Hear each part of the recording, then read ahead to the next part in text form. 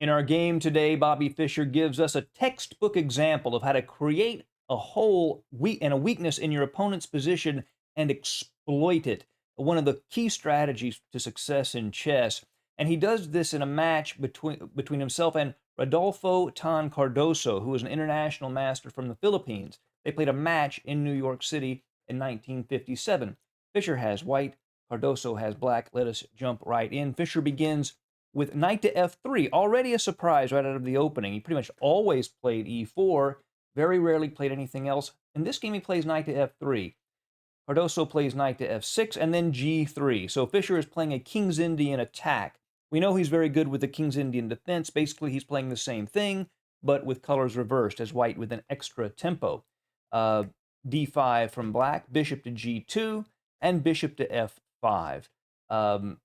And so black is developing normally, getting his bishop outside of the pawn chain, castles e6 and d3. So with a hyper-modern approach to chess, and that's basically any opening where one side advances their pawns only one square instead of two squares like we have here, eventually you have to strike in the center. So in this position, white is either going to strike with c4 or e4, otherwise you'll just get smothered. So Fischer is planning to advance his central pawns two squares, just not yet.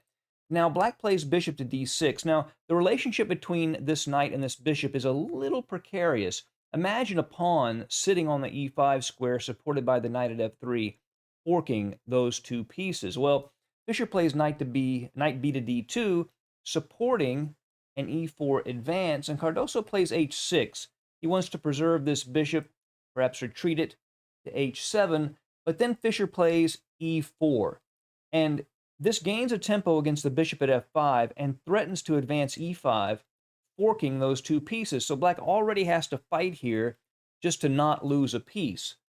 If he were to take twice on e4, by the way, de4, de4, knight takes e4, then after knight takes e4, bishop e4, Fischer would play queen to d4, and that would be enough to get a completely winning position, hitting the bishop at e4 and the pawn at g7 if the bishop were to take the knight.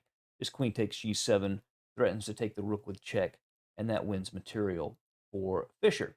So he has to do something here. The bishop can't retreat along this diagonal, otherwise e5, and Fischer would win a piece.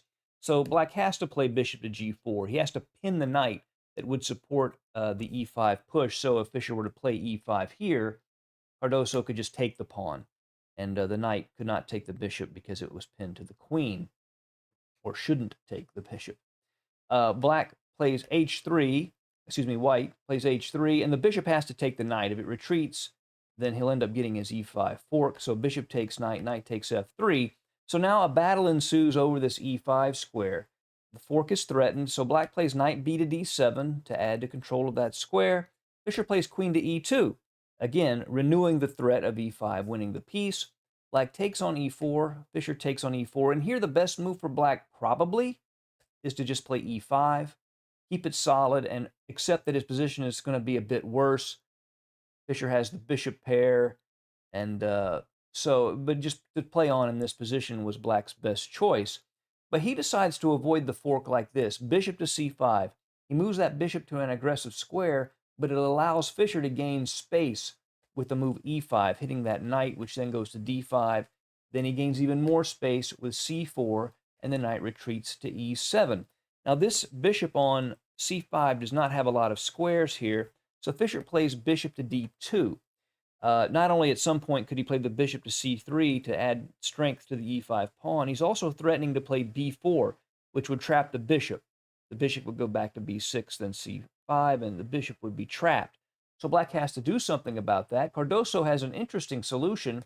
He plays knight to f5. Of course, that gives the bishop a retreat square along this diagonal, but more importantly, he's threatening knight takes g3 because the pawn at f2 is pinned by that bishop. So black is threatening to take the pawn at g3 and fork the queen and the rook on e2 and f1. So Fischer steps outside of that pin with king to h2 and c6. Now, this is a very important point. That creates a very bad square at d6. Now, I said that Fischer forced the weakness of the square, and it is true black has other options than c6 here, but there's a reason why c6 is as good a move as any for black, and that is this bishop at g2. This is a very strong bishop, and if he doesn't do something to blunt it, the pressure on the queen side at B7 would just be too great. So it really was Fischer's pressure that caused this C6 move to happen.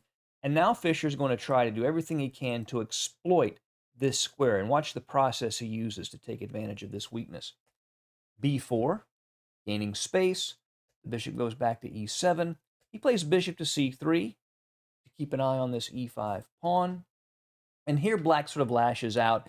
He probably should have castled, although Fischer would have gotten a vicious attack after playing G4 here. But Black plays G5.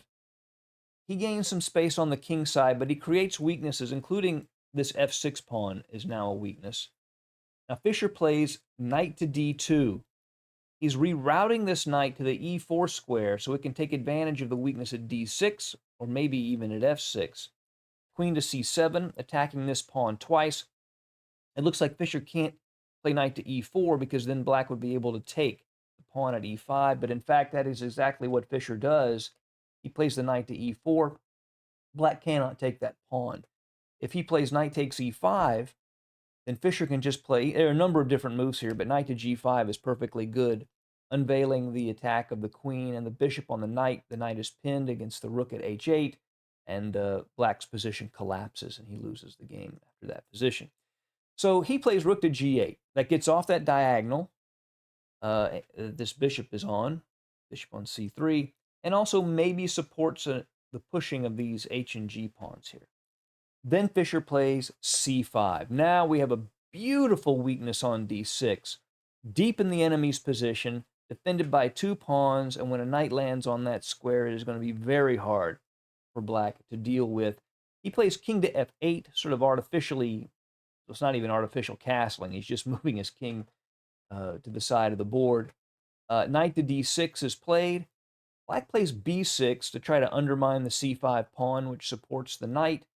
And here Fischer makes a very interesting decision. His knight just arrived on the beautiful D6 square, but here he actually trades it off, surprisingly, for the knight at F5. But he does this for a very concrete reason. You know, in chess, there's positional play and then there's concrete calculation. This was a decision made based on calculation. After pawn takes knight, he plays this very powerful move, E6. Hits the knight at D7 and also threatens to rip the pawn cover away from the king at F8, where his two bishops and his rooks will be able to get at the Black king.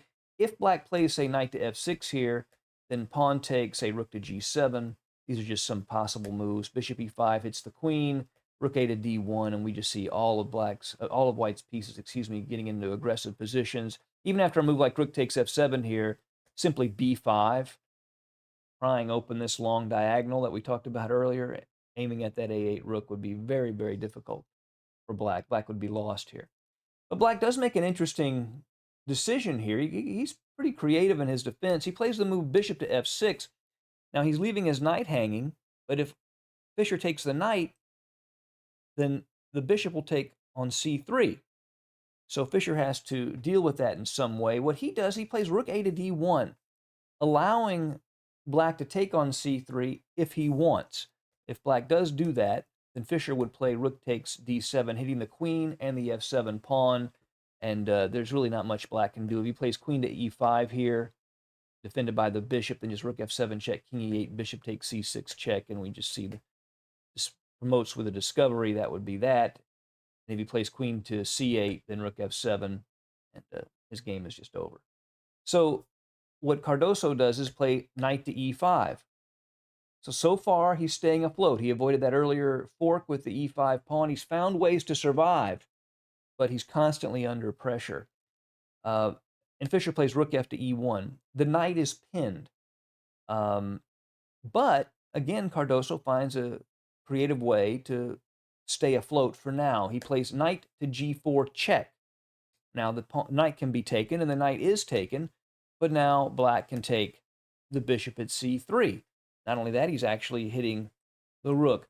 The problem is Fischer's pieces are so aggressively posted, Black's king is so vulnerable that none of this really matters.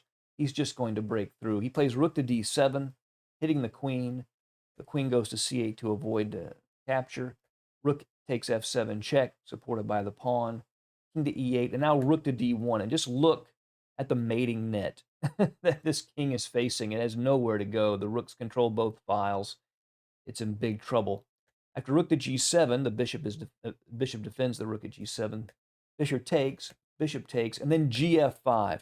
Not only creating this very powerful pawn duo at e6 and f5, but also opening up the move queen to h4 check, which would threaten to mate at f7. So black has to do something about that.